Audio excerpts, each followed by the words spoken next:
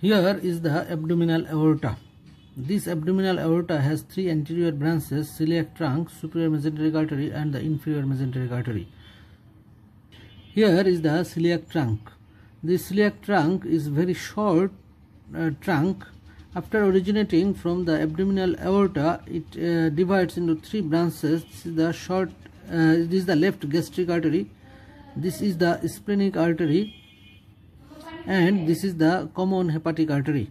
The left gastric artery is very small in size, and the splenic artery is tortuous throughout its course up to the spleen, and the common hepatic artery gives some branches. First branch is the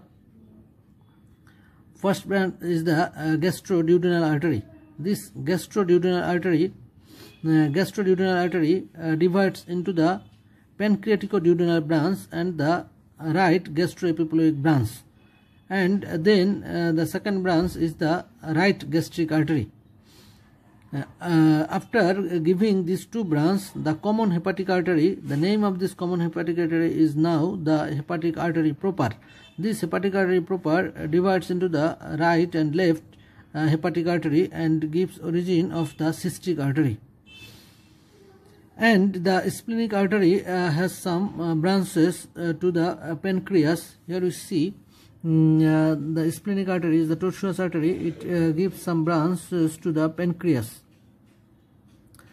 and it has the branch to the stomach. This is the short gastric arteries, and it has also the left gastroepiploic artery.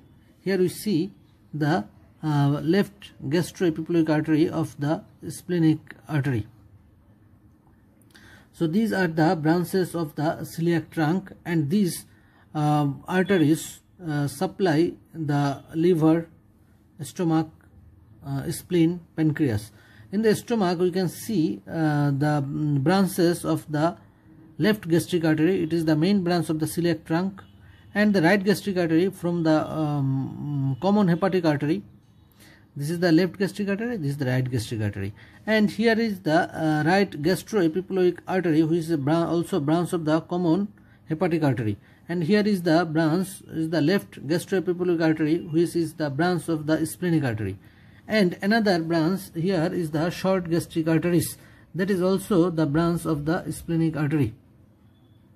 So stomach has the blood supply from the celiac trunk.